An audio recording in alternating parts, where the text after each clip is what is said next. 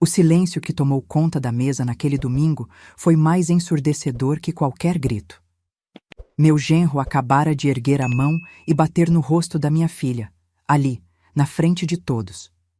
Vi a cabeça dela virar com o impacto, os olhos arregalados de choque. E então, algo dentro de mim simplesmente quebrou. Peguei meu celular, disquei um número e naquele instante eu sabia. Nada mais seria como antes. Eles não faziam ideia do que estava prestes a acontecer.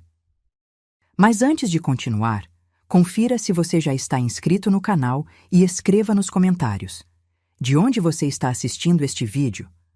Adoramos saber até onde nossas histórias estão chegando. Meu nome é Helena, tenho 52 anos, e por muito tempo acreditei que ser uma boa mãe significava respeitar as escolhas da minha filha, mesmo quando cada fibra do meu ser gritava que algo estava errado. Mariana sempre foi minha única filha, meu maior orgulho, aquela menina de olhos brilhantes que sonhava em mudar o mundo. Quando ela conheceu Ricardo, há 5 anos, pensei que finalmente encontrara alguém que a fizesse feliz. Ele parecia educado, atencioso, tinha um bom emprego.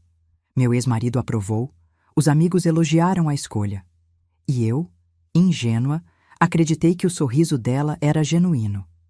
Os primeiros sinais foram sutis. Mariana começou a cancelar nossos almoços semanais, sempre com desculpas razoáveis. Muito trabalho, compromissos com a família dele, cansaço. Quando nos encontrávamos, ela parecia diferente, mais quieta, como se estivesse sempre medindo as palavras. Usava maquiagem mais pesada, blusas de manga comprida mesmo no calor do verão. Uma vez, notei uma marca arroxeada no seu pulso. Bati na porta do carro. Ela disse, rápido demais, sem me olhar nos olhos. Eu quis acreditar. A verdade é que nós, mães, temos um instinto que raramente falha. Mas às vezes, escolhemos ignorá-lo, porque a alternativa é dolorosa demais para encarar. Eu via minha filha se afastando, se apagando aos poucos, mas me convencia de que era apenas uma fase, que todo casamento tem seus desafios, que eu não deveria me intrometer. Afinal, ela era adulta, tinha feito suas escolhas. Quem era eu para questionar? Ricardo sempre foi cuidadoso na minha presença.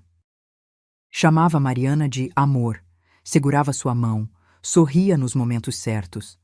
Mas havia algo em seus olhos, uma frieza que ele não conseguia disfarçar completamente. E a forma como ela se encolhia quando ele falava mais alto, como se preparasse o corpo para um golpe invisível. Eu via, mas não queria ver.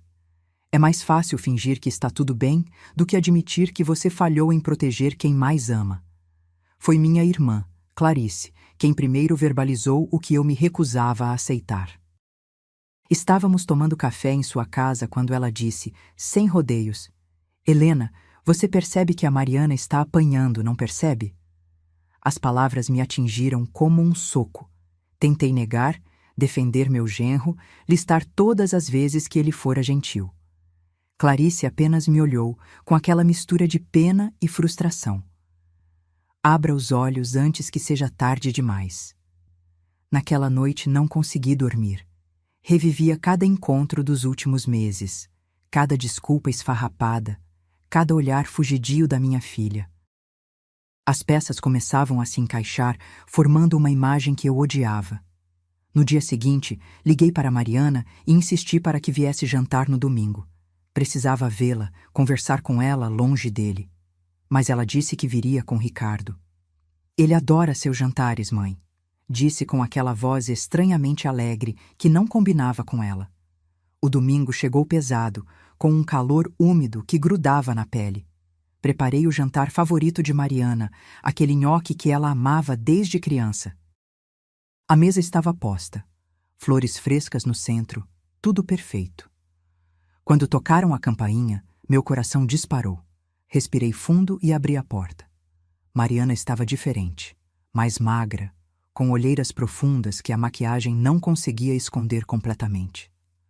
Ricardo sorria ao lado dela, a mão possessiva em suas costas. Durante o jantar, a tensão era palpável. Eu fazia perguntas, tentava puxar conversa, mas as respostas vinham monossilábicas. Ricardo dominava a mesa com suas histórias de trabalho, suas opiniões sobre tudo, falando por cima de Mariana sempre que ela tentava dizer algo. E ela apenas baixava a cabeça, mexendo na comida, sem comer direito. Foi quando servia a sobremesa que tudo desmoronou. Mariana, num raro momento de coragem, mencionou que estava pensando em voltar a trabalhar. Tinha recebido uma proposta interessante, precisava apenas da aprovação dele para aceitar. A palavra aprovação me gelou. Antes que eu pudesse processar o que isso significava, vi o semblante de Ricardo mudar. A máscara de genro educado escorregou, revelando algo escuro e perigoso por baixo. Nós já conversamos sobre isso, ele disse entre dentes, a voz baixa mas carregada de ameaça. Mariana empalideceu. Eu só pensei que... Ela começou, a voz tremendo. Você não pensa, é esse o problema. Ele interrompeu, mais alto agora. Tentei intervir, dizer que ela tinha todo o direito de trabalhar, mas ele me ignorou completamente. Seus olhos estavam fixos em Mariana, que parecia encolher na cadeira. O que aconteceu em seguida se desenrolou em câmera lenta. Ricardo se levantou bruscamente, a cadeira raspando alto no chão. Mariana instintivamente levantou as mãos para se proteger, um gesto automático que revelava uma história muito mais longa e sombria do que eu imaginara. E então, sem aviso, sua mão cortou o ar e atingiu o rosto dela com um estalo seco que ecoou pela sala de jantar. O tempo parou. Minha filha ficou paralisada, a mão no rosto, os olhos arregalados de choque e humilhação. Lágrimas começaram a escorrer silenciosamente por suas bochechas. E Ricardo permaneceu ali, de pé, respirando pesadamente, como se fosse a coisa mais natural do mundo. Como se ele tivesse todo o direito de fazer aquilo. Algo dentro de mim rompeu naquele momento. Não foi raiva, não foi medo. Foi uma clareza absoluta e gelada. Levantei-me devagar, sem tirar os olhos dele. Minha mão encontrou o celular no bolso. Não disse uma palavra. Apenas disquei o número que tinha decorado anos atrás, quando trabalhava como voluntária em um abrigo para mulheres. O número da delegacia especializada. Ricardo me olhou com desdém. O que você pensa que está fazendo? Ele riu, um som cruel e arrogante. Não respondi. Apenas segurei o telefone contra o ouvido, esperando alguém atender. Mariana me olhava com uma mistura de terror e esperança que partia meu coração. Mãe, não. Ela sussurrou, mas sua voz não tinha convicção. Era apenas medo do que viria depois. Delegacia da Mulher. Uma voz profissional atendeu do outro lado da linha. Respirei fundo. Preciso relatar um caso de violência doméstica. Acabou de acontecer aqui, na minha casa. O agressor ainda está presente. Minha voz saiu firme, mais firme do que eu me sentia. Ricardo finalmente compreendeu o que eu estava fazendo. Seu rosto mudou do desdém para a fúria, depois para algo que parecia quase pânico. Você enlouqueceu? Ele gritou, dando um passo na minha direção. Mas não recuei. Continuei fornecendo meu endereço à atendente, descrevendo o que havia testemunhado. A vítima está machucada e em estado de choque. Peço que venham imediatamente. A atendente me assegurou que uma viatura estava a caminho. Quando desliguei, o silêncio na sala era absoluto. Mariana chorava baixinho, as mãos tremendo. Ricardo me olhava com um ódio tão puro que por um momento temi pelo que ele poderia fazer. Mas não importava mais. A linha havia sido cruzada e não havia volta. Você acabou de destruir essa família, ele disse, a voz vibrando de raiva contida. Não, respondi, surpreendentemente calma. Você destruiu no momento em que encostou a mão na minha filha. Fui até Mariana e a puxei para perto de mim. Ela estava tremendo dos pés à cabeça, mas não resistiu. Deixei-a encostar a cabeça no meu ombro, sentindo suas lágrimas molharem minha blusa. Está tudo bem. Sussurrei em seu ouvido. Eu estou aqui agora. Não vou deixar nada acontecer com você. Ricardo começou a andar de um lado para o outro, claramente em pânico. Pegou o celular, provavelmente pensando em ligar para alguém, pedir ajuda, inventar alguma versão dos fatos. mas já era tarde. Em menos de 10 minutos, ouvimos as sirenes se aproximando. O som mais bonito que eu já tinha escutado na minha vida. A porta da frente estava aberta quando os 2 policiais entraram, uma mulher e um homem, ambos com expressões sérias e profissionais.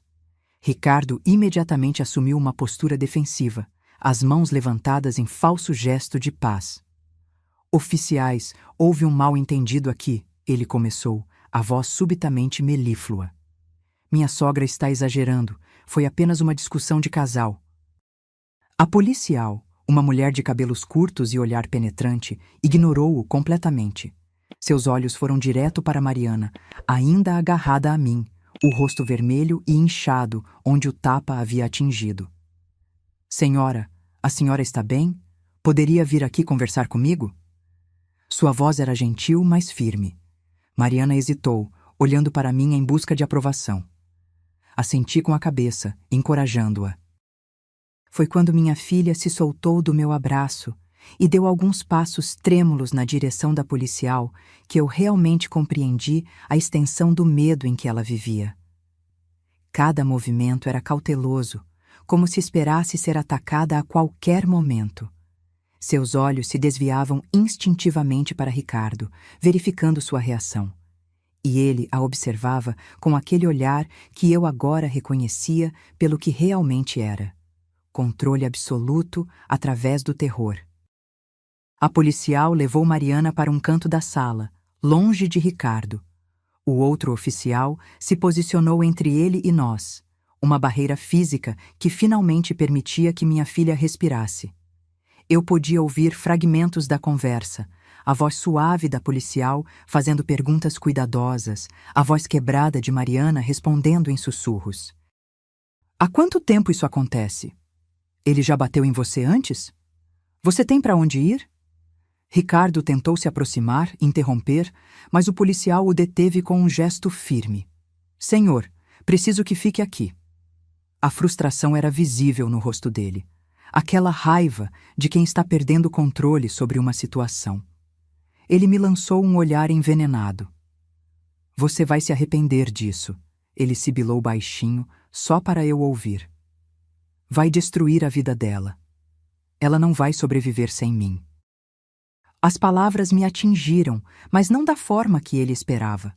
Porque naquele momento eu entendi perfeitamente o jogo que ele havia jogado durante todos esses anos. Não era apenas sobre violência física. Era sobre fazer minha filha acreditar que era inútil, incapaz, que precisava dele para sobreviver. Era sobre destruir sua autoestima tão completamente que ela nem sequer pensasse em sair. Depois do que pareceram horas, mas foram apenas minutos, a policial voltou com Mariana. Sua expressão era grave. Senhor Ricardo Silva, ela disse formalmente, o senhor está preso por agressão física e violência doméstica. Tem o direito de permanecer calado. As palavras oficiais continuaram, mas eu mal as ouvia. Estava focada em Mariana, que chorava silenciosamente, uma mão ainda no rosto, onde a marca vermelha começava a ficar roxa. Ricardo explodiu.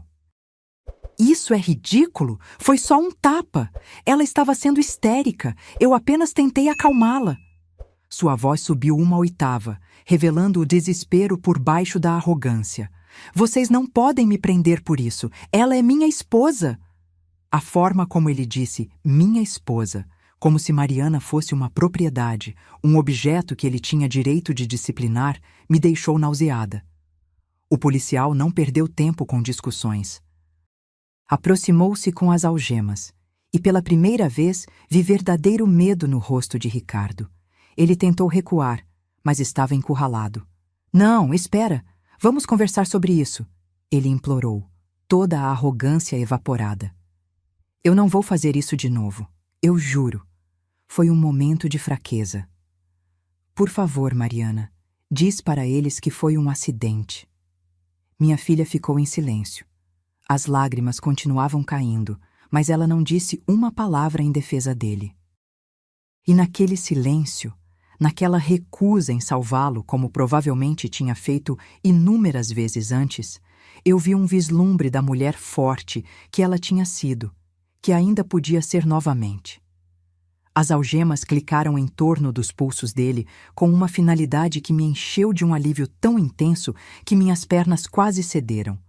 A policial se aproximou de mim enquanto seu parceiro levava Ricardo para fora. A senhora fez a coisa certa ligando, ela disse.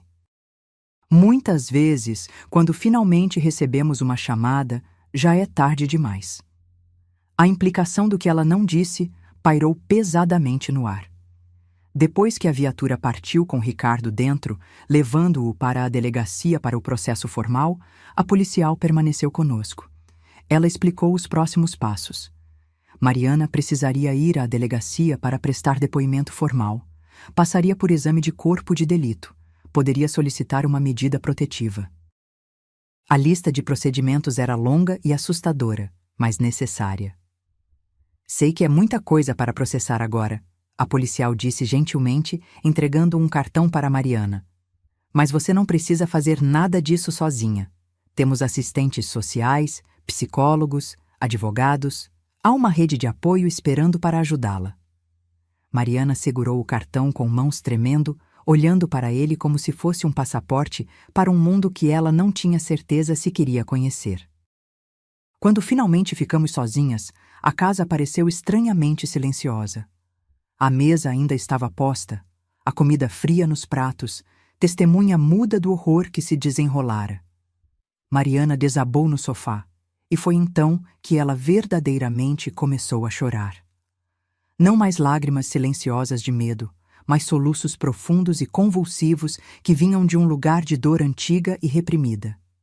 Sentei-me ao lado dela e a puxei para meus braços, balançando-a suavemente como fazia quando era pequena. Me perdoa, mãe, ela chorou. Me perdoa por não ter te contado, por ter mentido, por ter deixado isso continuar por tanto tempo. Suas palavras eram entrecortadas por soluços. Eu tinha tanta vergonha.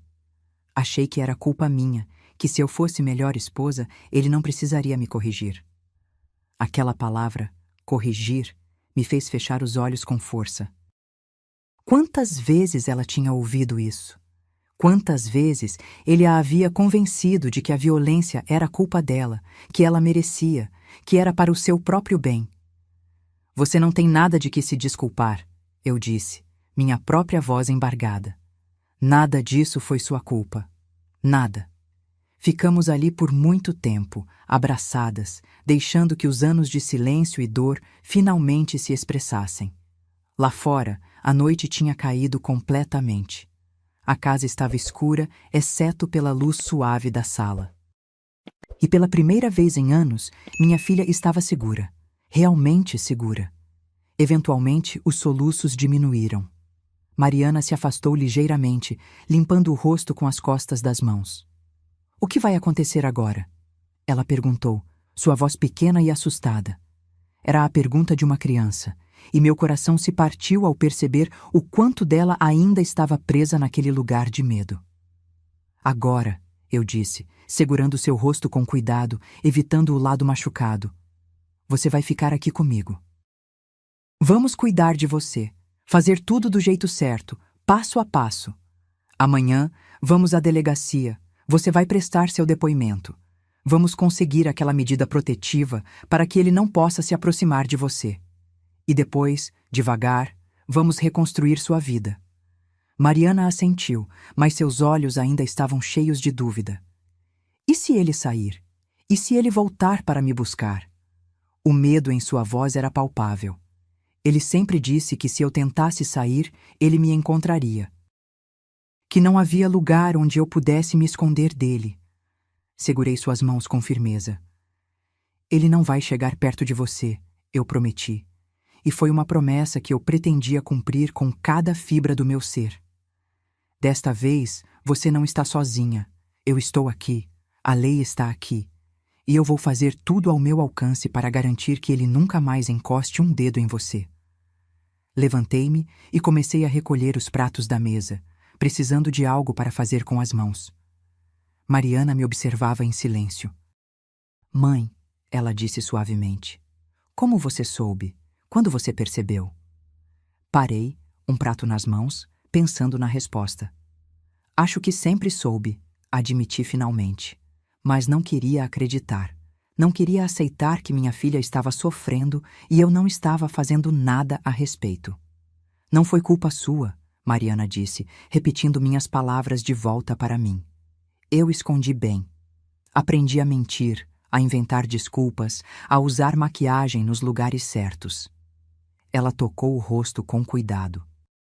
Ele nunca batia em lugares muito visíveis. Dizia que era porque me amava, que não queria que as pessoas vissem e tirassem conclusões erradas. Mas era só mais uma forma de controle, não é?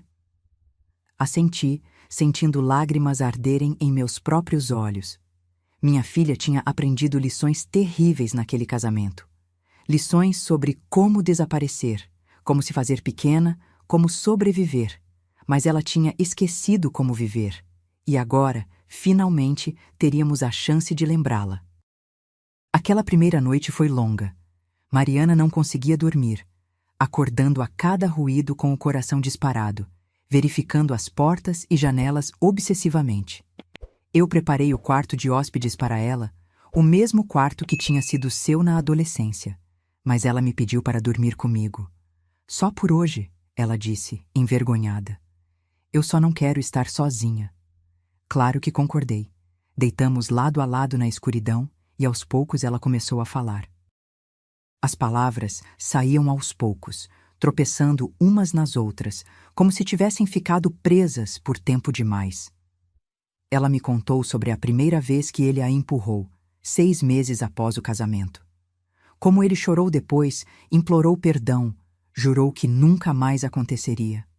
Como ela acreditou porque queria acreditar. Contou sobre as vezes seguintes, que foram ficando mais frequentes, mais violentas. Como ele começou a controlar cada aspecto da vida dela. Onde ia, com quem falava, o que vestia. Como ele a convenceu a pedir demissão do emprego que amava, dizendo que uma boa esposa deveria cuidar da casa. Como isolou ela de amigas, uma por uma, sempre encontrando motivos pelos quais elas eram más influências. Ele fazia tudo parecer razoável. Mariana sussurrou na escuridão. Sempre tinha uma explicação, uma justificativa. E quando eu questionava, quando tentava dizer que não estava feliz, ele virava à mesa. Dizia que eu era ingrata, que ele fazia tudo por mim e eu não sabia valorizar. E eu começava a acreditar.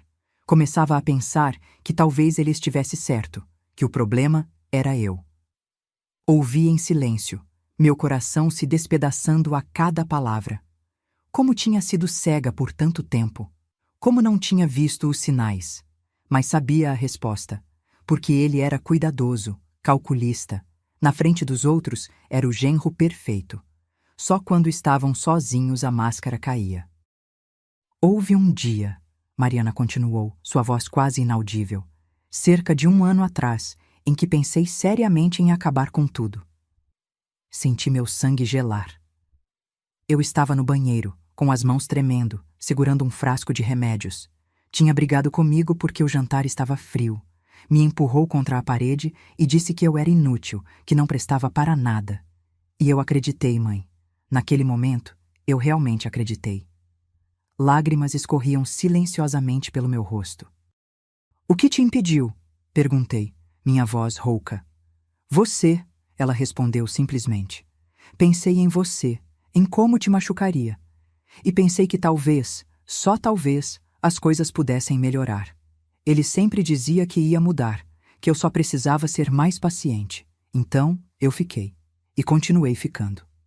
Virei-me na cama e a abracei com força, sentindo seu corpo tremendo contra o meu. Você nunca mais vai ter que ficar. Prometi contra seu cabelo. Nunca mais. Eventualmente, quando a exaustão finalmente venceu o medo, Mariana adormeceu. Eu permaneci acordada, observando-a na penumbra. Seu rosto parecia mais jovem no sono, mais parecido com a menina que ela tinha sido, e jurei ali, naquela noite, que faria tudo ao meu alcance para ajudá-la a encontrar aquela menina novamente. De manhã, acordamos com o sol entrando pela janela. Por um momento, Mariana pareceu confusa, não se lembrando onde estava. Então, a realidade voltou e vi a dor cruzar seu rosto. Não foi um sonho, ela murmurou. Não, confirmei suavemente. Mas também não foi um pesadelo. Foi o começo de algo novo. Tomamos café em silêncio. Eu não tinha certeza do que dizer, como preencher o espaço entre nós com algo além de palavras vazias de conforto. Mariana mexia no café distraidamente, sem realmente bebê-lo. Seu telefone, que ela tinha deixado na sala na noite anterior, começou a tocar insistentemente. Fui buscá-lo e vi o nome dele na tela. Dezenas de chamadas perdidas, mensagens de texto se acumulando. Levei o telefone para Mariana e juntas lemos algumas mensagens. Começavam com raiva. Como você ousa fazer isso comigo? Você vai se arrepender. Depois mudavam para súplica. Por favor, amor, eu preciso de você. Eu prometo que vai ser diferente dessa vez. E finalmente ameaças veladas. Você sabe o que acontece quando me desafia. Mariana ficou pálida lendo. Ele sabe onde me encontrar, ela disse, o pânico subindo em sua voz. Ele vai vir aqui. Eu sei que vai. Segurei suas mãos firmemente. Ele não pode vir aqui. Ele foi preso ontem, lembra? E hoje vamos conseguir aquela medida protetiva. Se ele tentar se aproximar de você, vai voltar direto para a cadeia. Mas mesmo enquanto dizia as palavras, uma parte de mim compartilhava seu medo. Homens como Ricardo não desistem facilmente. Eles veem suas parceiras como propriedade e não toleram perder controle. Eu sabia que tínhamos que ser cuidadosas, estar preparadas. Ligamos para a delegacia e descobrimos que Ricardo tinha sido liberado na fiança de madrugada. Meu estômago se revirou com a notícia. Mas há uma audiência marcada para depois de amanhã. A atendente nos informou. E vocês podem solicitar a medida protetiva hoje mesmo. Precisam vir à delegacia para fazer o pedido formal. Mariana estava em pânico. Ele está solto, ela repetia, andando de um lado para o outro. Ele está lá fora e ele sabe onde estou. Mãe, ele vai vir. Eu sei que vai. Tentei acalmá-la, mas também estava assustada. Verifiquei todas as portas e janelas, certificando-me de que estavam trancadas. Liguei para Clarice e expliquei a situação. Ela prometeu vir ficar conosco. Enquanto esperávamos, Mariana se encolheu no sofá, abraçando um travesseiro, os olhos fixos na porta da frente. Cada ruído a fazia pular. Cada carro que passava na rua era uma ameaça potencial. Eu me sentia impotente, frustrada. Tinha feito a coisa certa ao chamar a polícia, mas agora ele estava solto e minha filha vivia em terror. Clarice chegou 1 hora depois com seu marido, Paulo. Eles trouxeram uma tranca extra para a porta e câmeras de segurança simples que Paulo começou a instalar imediatamente. Enquanto a medida protetiva não sair, é melhor estar preparadas, ele disse, seu rosto sério. Agradeci com um nó na garganta. À tarde, fomos à delegacia. Mariana se recusou a sair do carro inicialmente, seus olhos vasculhando a rua em busca dele. E se ele estiver aqui? Ela sussurrou. E se ele estiver esperando? Clarice segurou sua mão. Então ele vai ser preso novamente por violar os termos da fiança. Vamos, querida. Quanto mais rápido fizermos isso, mais rápido você estará protegida. Dentro da delegacia, uma assistente social nos recebeu. Era uma mulher de meia-idade com olhos gentis e uma postura que inspirava confiança. Ela levou Mariana para uma sala privada e eu esperei do lado de fora, roendo as unhas ansiosamente. Demorou quase 2 horas. Quando Mariana finalmente saiu, seus olhos estavam vermelhos de tanto chorar, mas havia algo diferente em sua expressão. Uma determinação frágil, mas presente. Ela me mostrou fotos, Mariana disse no caminho de volta para casa. Fotos de outras mulheres que passaram pela mesma coisa. Algumas conseguiram sair, estão reconstruindo suas vidas. Outras... Ela parou, engolindo em seco. Outras não tiveram tanta sorte. Não precisei perguntar o que aconteceu com aquelas outras. Todas sabíamos as estatísticas, os números horríveis de mulheres mortas por parceiros ou ex-parceiros. Mas eu vou ser uma das que sai, Mariana disse, mais para si mesma do que para nós.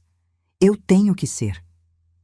E pela primeira vez desde que tudo começara, ouvi um vislumbre da minha filha guerreira, aquela que não se deixava abater. Ela ainda estava lá, enterrada sob camadas de trauma e medo, mas ainda viva. A medida protetiva foi aprovada em caráter de urgência. Ricardo estava proibido de se aproximar de Mariana a menos de 500 metros, proibido de contatá-la por qualquer meio, proibido até mesmo de tentar comunicação através de terceiros. A violação de qualquer dessas condições resultaria em prisão imediata. Quando recebemos o documento oficial, senti um alívio enorme, como se finalmente tivéssemos uma arma para nos defender. Mas Mariana parecia menos aliviada. É só um papel, ela disse, olhando para o documento. Ele não vai se importar com um papel. Ele nunca se importou com regras. E tinha razão em estar preocupada. Naquela mesma noite, recebemos a primeira ligação de um número desconhecido. Atendi cautelosamente. Silêncio do outro lado, apenas respiração pesada. Depois, sua voz. Deixa eu falar com ela. Você está violando a medida protetiva, respondi, tentando manter minha voz firme. Esta ligação está sendo gravada e será usada contra você. Mentira, não estava gravando, mas ele não precisava saber. Houve um momento de silêncio, depois ele desligou. Meu coração batia acelerado. Imediatamente liguei para a delegacia e relatei a violação. As ligações se tornaram uma rotina, sempre de números diferentes, sempre no meio da noite. Às vezes era ele, outras vezes era silêncio. Uma vez foi a mãe dele implorando para que Mariana visse a razão e voltasse para casa. Você está destruindo meu filho, ela chorou. Ele está sofrendo tanto. Como você pode ser tão cruel? Mariana desligou o telefone com as mãos tremendo. Ela sempre o defendeu, Mariana me contou depois. Não importava o que ele fizesse, ela sempre encontrava uma forma de justificar, de colocar a culpa em mim. Dizia que eu provocava, que eu não sabia ser uma boa esposa, que os homens têm suas necessidades e frustrações. A expressão no rosto de Mariana era de alguém que tinha ouvido essas palavras tantas vezes que quase tinha passado a acreditar. Decidimos mudar o número de telefone de Mariana. Também trocamos as fechaduras da minha casa novamente, instalamos mais câmeras, um alarme conectado diretamente à polícia. Minha casa pacata estava se transformando em uma fortaleza, e eu odiava isso. Odiava que tivéssemos que viver com medo, olhando por cima do ombro constantemente. Mas pior que o medo era a culpa que eu via consumindo Mariana. Eu trouxe isso para você, ela disse certa noite. Coloquei você em perigo por causa das minhas escolhas erradas. Sentei-me ao lado dela e segurei seu rosto entre minhas mãos. Você não escolheu ser abusada. Você escolheu confiar em alguém que traiu essa confiança da pior forma possível. E agora você está escolhendo sair, o que é a coisa mais corajosa que alguém pode fazer. A audiência de Ricardo estava marcada para uma quinta-feira. Passamos os dias anteriores em ansiedade crescente. Mariana mal dormia, mal comia. Tinha perdido peso, sua roupa ficando frouxa em um corpo que já estava muito magro. Eu cozinhava seus pratos favoritos, tentava incentivá-la a comer, mas ela apenas beliscava a comida distraidamente. Na noite anterior à audiência, tivemos uma longa conversa. Eu tenho que estar lá? Mariana perguntou, sua voz pequena. Tenho que vê-lo? A assistente social havia explicado que sua presença não era obrigatória, mas seria útil para o caso. Só se você se sentir capaz, respondi. Ninguém vai forçá-la a fazer nada. Mariana ficou em silêncio por um longo momento. Eu quero estar lá, ela disse finalmente. Eu preciso olhar para ele e não ter medo. Preciso provar para mim mesma que ele não tem mais poder sobre mim. Sua voz tremia, mas havia determinação ali. Mas só se você for comigo. Não sairia do seu lado nem que me pagassem, assegurei. E era verdade. Tinha me tornado a sombra de Mariana, sua guarda-costas, sua âncora. Eu sabia que não era saudável, que eventualmente ela precisaria recuperar sua independência, mas por enquanto era o que ambas precisávamos. O tribunal era um prédio cinza e imponente que parecia projetado para intimidar. Mariana agarrou minha mão com tanta força que meus dedos ficaram brancos. Subimos as escadas devagar, cada passo custando um esforço visível. A assistente social nos encontrou na entrada, nos guiando através dos corredores até a sala de audiências. Chegamos cedo, mas Ricardo já estava lá com seu advogado. Ele nos viu entrar e seus olhos se estreitaram. Tentou se aproximar, mas o oficial de justiça o impediu, apontando para a medida protetiva. Vi frustração cruzar seu rosto, seguida por algo que parecia quase desespero. Bom, pensei sem pena, que ele sinta 1/10 do medo que impôs à minha filha. A audiência começou com o juiz revisando os fatos do caso. Ouvir tudo relatado em linguagem jurídica fria tornava ainda mais surreal. O réu agrediu fisicamente a vítima, sua esposa, na presença de testemunha. Como se fosse apenas mais um caso nos autos, mais um número. Mas para nós era tudo. O advogado de Ricardo tentou minimizar, argumentar que tinha sido um incidente isolado, produto de estresse e desentendimento conjugal. Meu cliente profundamente se arrepende de suas ações e está comprometido em buscar ajuda para controlar seu temperamento.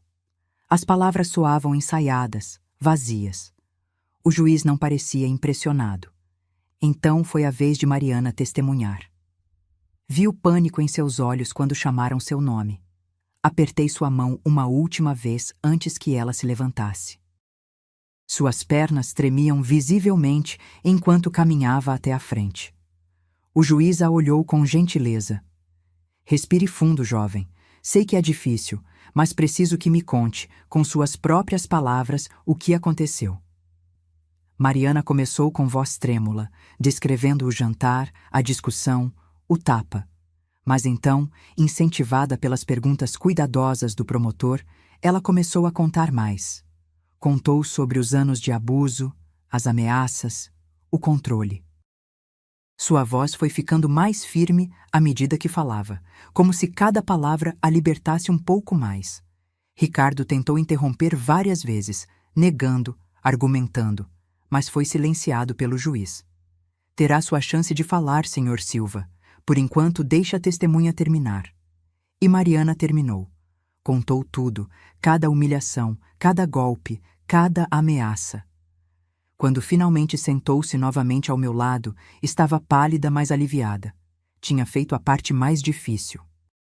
A decisão do juiz foi rápida e definitiva. Ricardo seria processado criminalmente pelos abusos, enfrentando possível prisão. A medida protetiva seria mantida e estendida.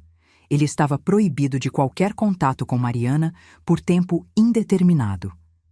Este tribunal não tolera violência doméstica, o juiz declarou severamente. E o senhor demonstrou um padrão de comportamento abusivo que representa perigo claro e presente à vítima. Saímos do tribunal atordoadas. Tinha sido muito mais rápido do que esperávamos, muito mais definitivo. Acabou, Mariana sussurrou, como se não pudesse acreditar. Realmente acabou? Não completamente, admiti. Ainda tem o julgamento criminal, ele ainda pode tentar contato. Mas é um passo enorme, um passo na direção certa. Naquela noite, pela primeira vez em semanas, Mariana dormiu sem acordar aos gritos. Sentei-me ao lado de sua cama por um tempo, apenas observando-a respirar, agradecendo silenciosamente por termos chegado até aqui. O caminho à frente ainda era longo e cheio de obstáculos, mas pelo menos agora estávamos caminhando na direção da luz. As semanas seguintes trouxeram uma espécie de rotina frágil. Mariana começou a ver uma terapeuta especializada em trauma e violência doméstica. As sessões eram difíceis. Frequentemente a deixavam exausta e emotiva, mas também estavam ajudando. Lentamente, Muito lentamente, vi minha filha começar a voltar para si mesma. Mas o trauma não desaparece simplesmente porque você decide que é hora. Mariana tinha ataques de pânico sem aviso, desencadeados pelas coisas mais aleatórias. Uma vez foi um homem que passou na rua com o mesmo perfume que Ricardo usava. Outra vez foi uma música no rádio que costumava tocar no casamento deles. Ela entrou em colapso, hiperventilando, convencida de que ele estava por perto. Aprendi a reconhecer os sinais, a ajudá-la através dos episódios. Olhe para mim, eu dizia, segurando seu rosto. Respire comigo. Você está segura. Ele não está aqui. Você está segura comigo. E lentamente, sua respiração se acalmava. Os tremores diminuíam. Mas cada episódio me lembrava que as feridas mais profundas não eram as físicas. O processo criminal contra Ricardo avançava dolorosamente devagar. Audiências eram adiadas, papelada se acumulava, advogados discutiam detalhes técnicos. A burocracia da justiça era frustrante e exaustiva. Mas o promotor era dedicado, nos mantinha informadas de cada desenvolvimento. Esses casos levam tempo, ele nos disse, mas temos um caso forte. As evidências são sólidas. Enquanto isso, Ricardo estava cumprindo os termos de sua fiança, mas deixava claro sua presença através de métodos indiretos. Um dia, uma conhecida mutual comentou casualmente que o tinha visto no supermercado. Ele perguntou por você, ela disse a Mariana inocentemente. Parecia tão triste, tão arrependido. Será que vocês não deveriam tentar conversar? Mariana ficou pálida. Eu intervim antes que ela tivesse que responder. Há uma ordem judicial impedindo qualquer contato, expliquei firmemente. E apreciaríamos se você não passasse informações sobre Mariana para ele.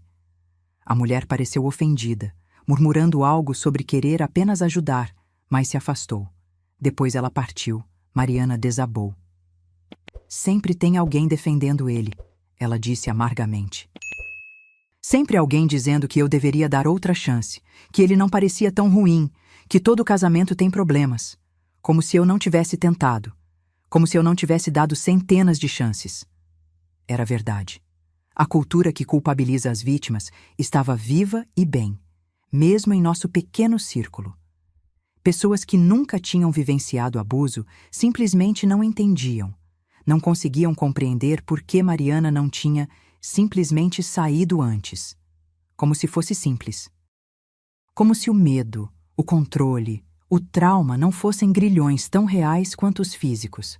Mas também havia apoio inesperado. Antigas amigas de Mariana, aquelas que Ricardo tinha lentamente afastado dela, começaram a reaparecer. Uma por uma, elas ligavam, mandavam mensagens, pedindo para vê-la. E quando finalmente se encontravam, a história era sempre similar. Eu sabia que algo estava errado, elas diziam, mas não sabia como ajudar. Você se afastou tanto.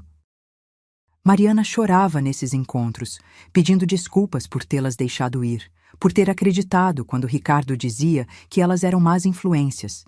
E suas amigas a abraçavam, assegurando que não havia nada a perdoar, apenas celebração por tê-la de volta. Era bonito e doloroso assistir, ver minha filha reconectando-se com pedaços de si mesma que ela tinha sido forçada a abandonar. 3 meses após aquele jantar fatídico, Mariana finalmente entrou no apartamento que tinha compartilhado com Ricardo. Ela precisava buscar suas coisas pessoais, documentos, roupas. A polícia mandou um oficial para acompanhá-la, garantir sua segurança. Eu também fui, é claro, incapaz de deixá-la enfrentar aquele lugar sozinha. A porta se abriu para um apartamento estranho. Estava impecavelmente limpo, tudo em seu lugar, como se ninguém vivesse ali, ou como se alguém estivesse tentando manter aparências. Mariana ficou parada na entrada por um longo momento, seu corpo tenso como uma corda esticada demais. Eu morei aqui por 4 anos, ela sussurrou. Como pode parecer tão estranho agora? Andamos através dos cômodos e Mariana apontava coisas, contando histórias. Foi aqui que ele me empurrou contra a parede pela primeira vez. Neste quarto, que ele trancou a porta e não me deixou sair por horas. nesta cozinha onde ele jogou um prato perto da minha cabeça. Cada espaço tinha suas memórias de terror, e ouvi-las todas juntas era arrasador. Mas o mais perturbador foi o quarto. Na cômoda havia uma foto de casamento deles, lindamente emoldurada.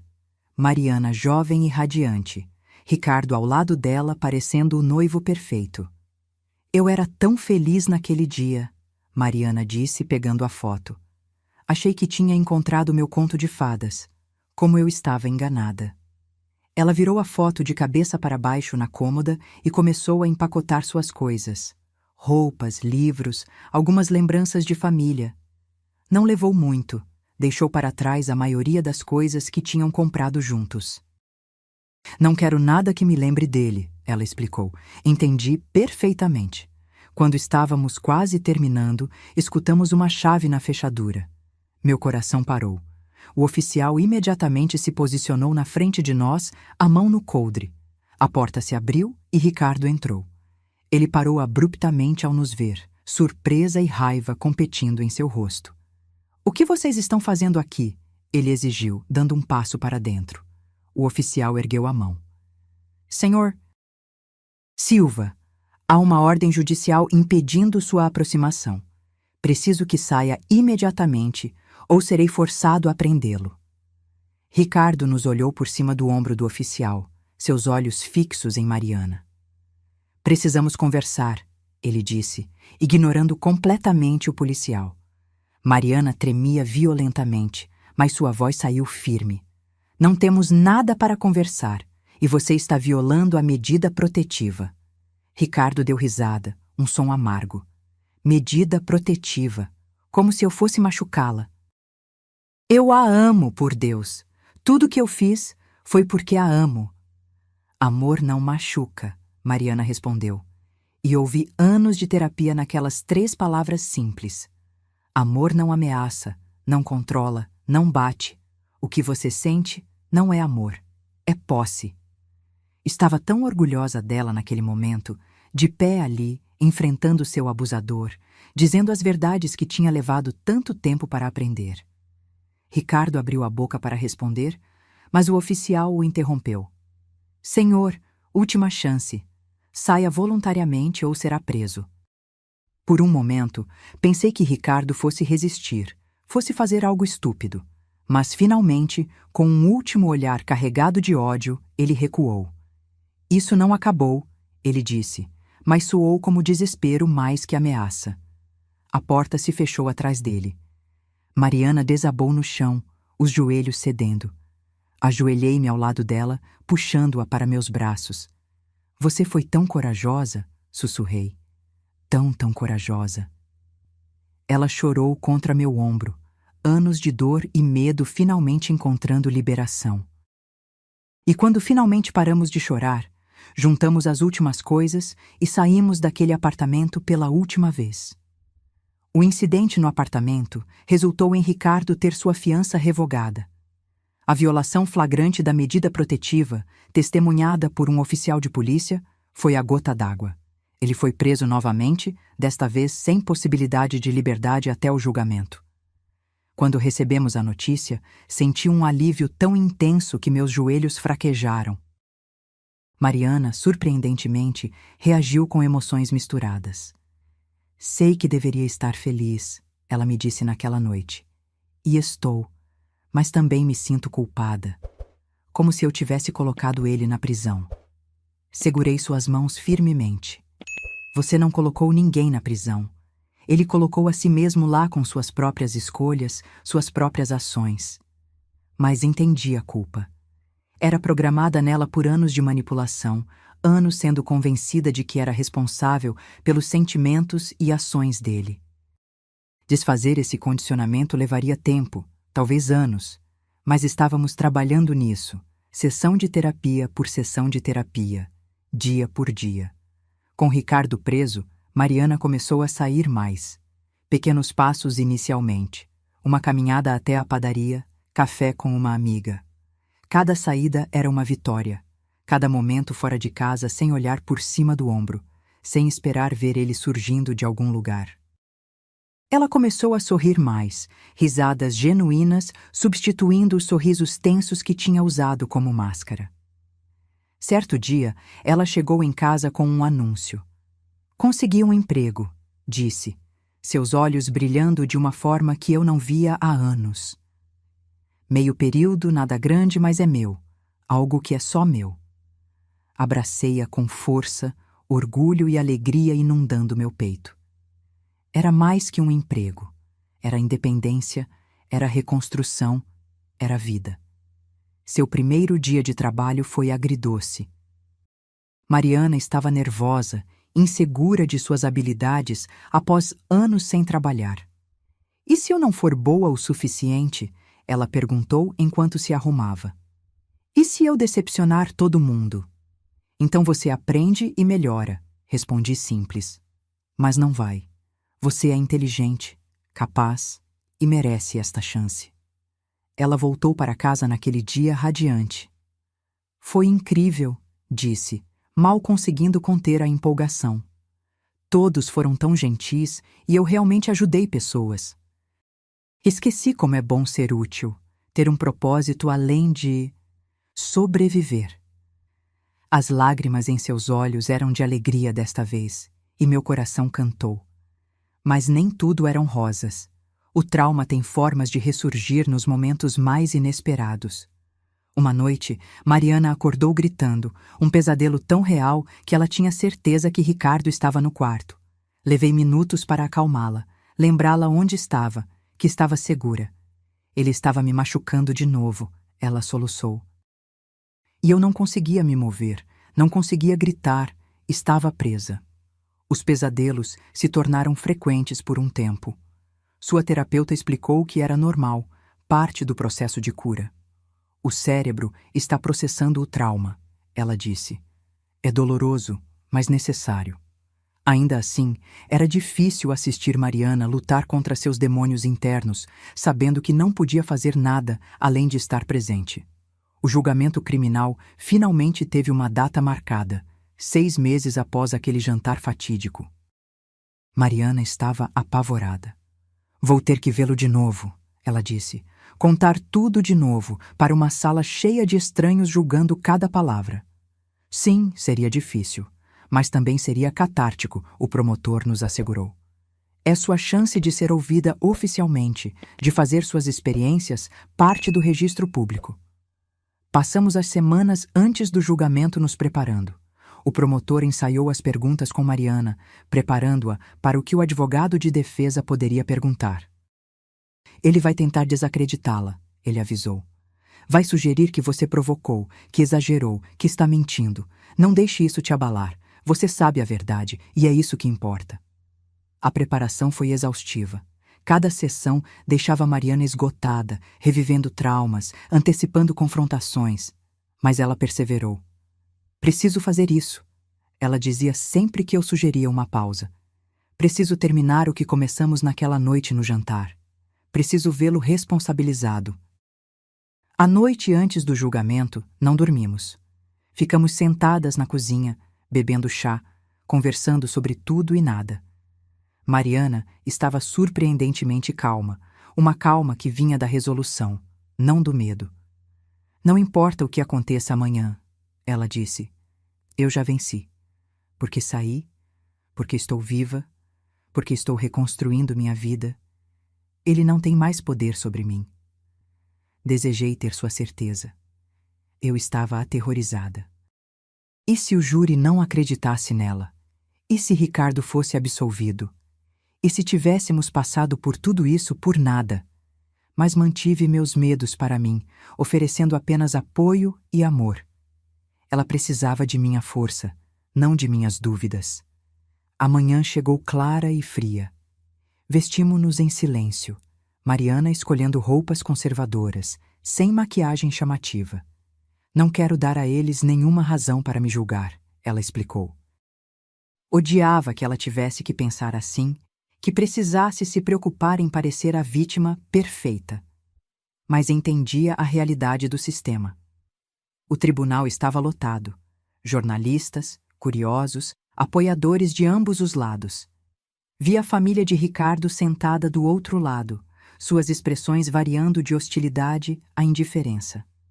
A mãe dele, em particular, nos olhava com ódio puro. Segurei a mão de Mariana mais apertado, formando uma barreira contra aqueles olhares. Quando Ricardo foi trazido, algemado e em uniforme de presidiário, vi Mariana enrijecer. Ele parecia menor de alguma forma, menos imponente do que na minha memória. O poder que ele tinha exercido sobre minha filha parecia ter encolhido com ele. Ele tentou fazer contato visual com Mariana, mas ela manteve seus olhos firmemente voltados para a frente. O juiz entrou e todos se levantaram.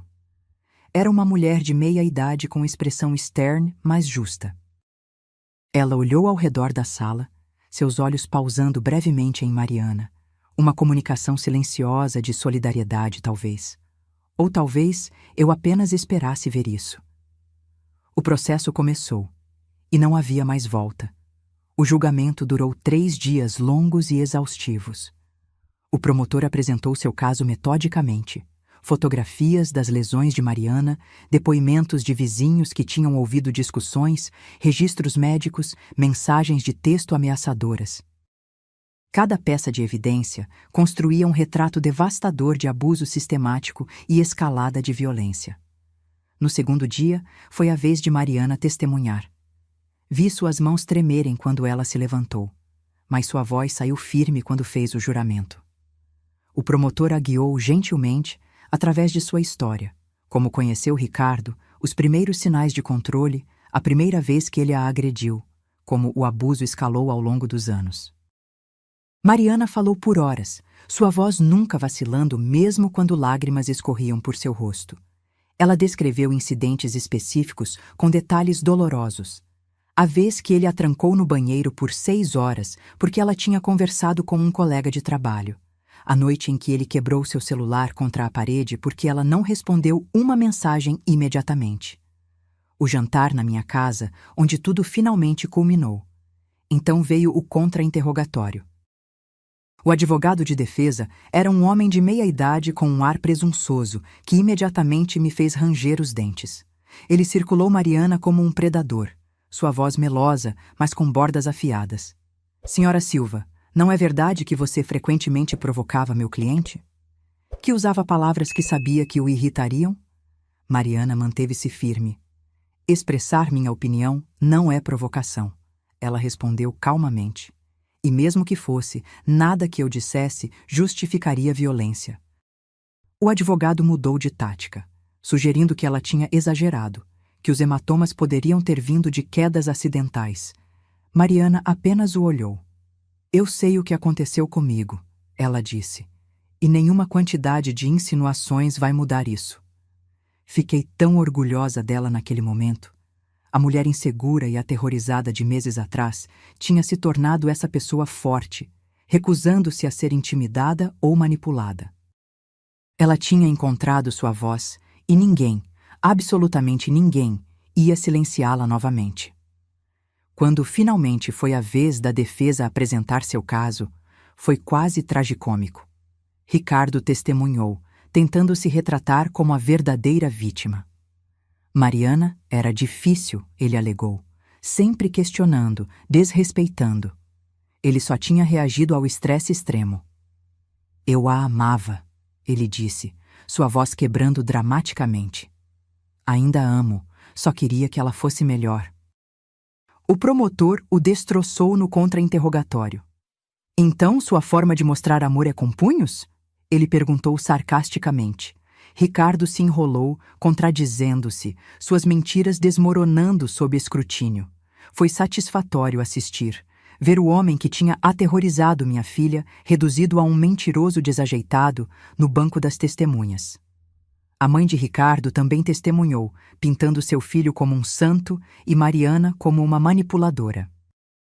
Ela sempre foi dramática, a mulher disse com desdém, sempre fazendo meu filho se sentir culpado por nada.